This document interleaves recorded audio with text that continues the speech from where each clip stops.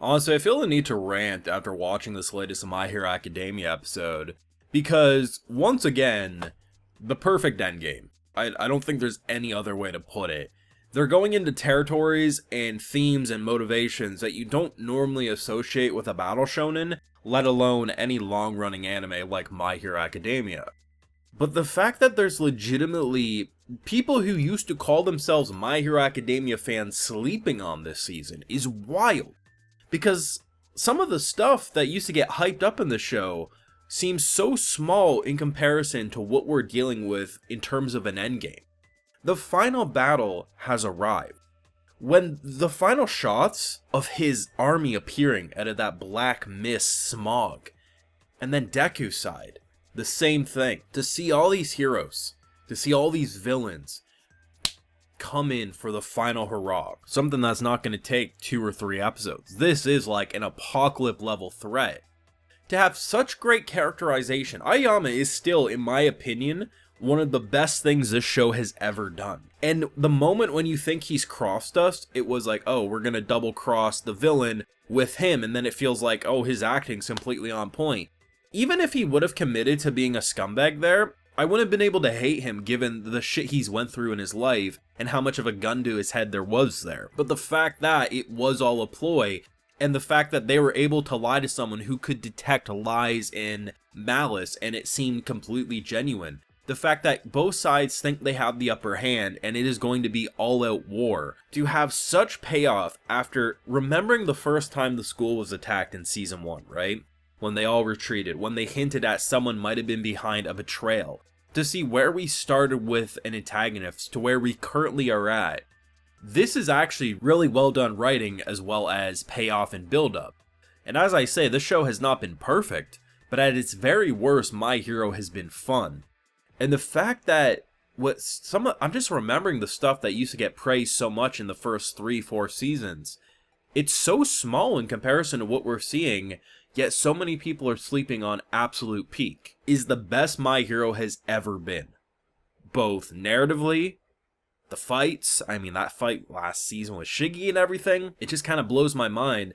And it's diving into motivations and the way someone could like overtake the world by basically giving the world nothing and having everything in the palm of your hand. It's just, the more I think of it, the better it is, and it's so disappointing so many seem to be sleeping on peak. But I have full live reactions over on Patreon. If you want to see my full and good thoughts to any of these My Hero Academia episodes, it's going to be over there exclusively. So, something I really liked is, even if it's not completely on the nose, it is something that's in the general area, and that's when Aoyama's talking to Deku about how, like, you know, if the world gets pushed back against the wall, okay, the yen's collapsing, the stock market's collapsing, bankruptcy, famine, you know, food, water, all these things start becoming more and more scarce, and then in comes All For One, who, you know, if you have an ability like you can create water, you can create electricity, gas, imagine someone having all that in the palm of their hand, insert our villain, you know, basically the world's forced to bend to what is essentially a demon king. There's no other way to put it. And that's a very interesting topic, because usually when it comes to like, okay, here's the big evil, and he wants to crush the world. Even if he just wants to crush the world, the fact that this show is actually going into territory and talking about political sides of the turmoil that you don't often see explored is so fascinating to me, and I really like what they did with that final moment. Like, the final moment of this episode is the best part, hands down.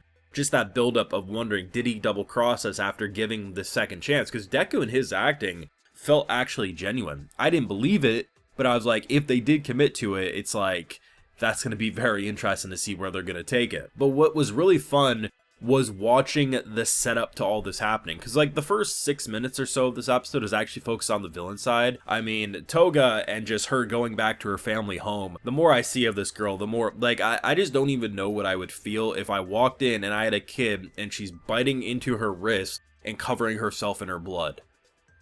Like, adoption's looking real good is all I'm saying. The idea of with Dabby and her, and just the fact that he's like kind of confronting her about how, are you actually prepared? Are you getting a little reminiscent, a little familiar? And then he burns the home down just as proof, and the fact that she's actually grateful for that, almost like getting rid of the last thing maybe holding her back.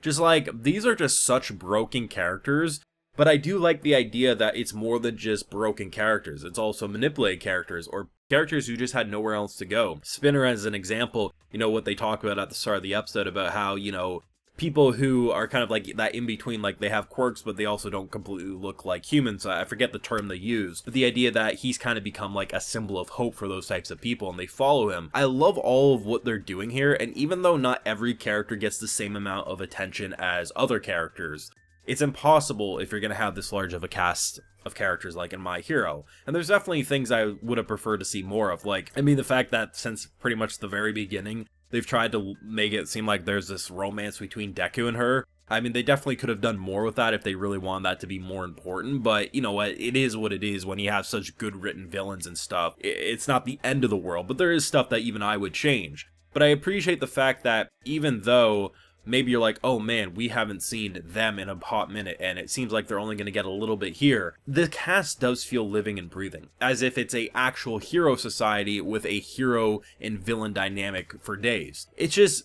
I really feel like there's nothing I would currently change with the endgame. Because rather than this feeling like an endgame where it's like, oh, it's an arc and it's over, everything was Shiggy, and everything that we've been dealing with. In Season 7, I just think is the perfect My Hero season. The fact that this feels bigger than a 3-episode battle, because it's literally a world-ending threat.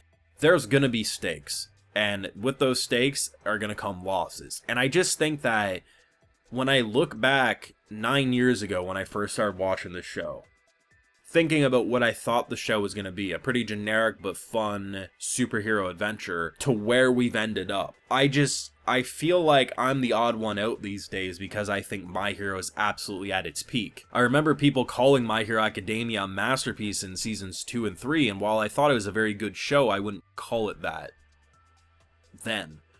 But I think the endgame is pretty damn close to that level, and honestly, I'm going to be very sad when this is all said and done. At the end of the day, I think My Hero deserves a lot more praise than it's currently getting, and I definitely think the endgame, whatever you may think about My Hero as a whole, the endgame is actually incredibly well done, but that's just me. It's always been weird talking about My Hero, because seasons people hate it, I've been like, it's still fun, and seasons people say were like the best thing in shonen, I've been like, okay, have you seen a lot of shonen? To me, it's always just been a very consistently fun show, but honestly, the endgame of this show feels like the biggest payoff that does elevate a show that was very good and sometimes great into that amazing category, at least for me. But let me know what you thought about this episode. The all-out war has officially begun, and honestly, I find it disappointing more people aren't praising this season, but let me know what you're feeling down below. Leave a like if you enjoyed, subscribe if you're new around here, of course, ring that bell, and like I mentioned, we got those full live reactions over on Patreon, and hey, while you're there, also give you a video shout out. So today we got Alakid,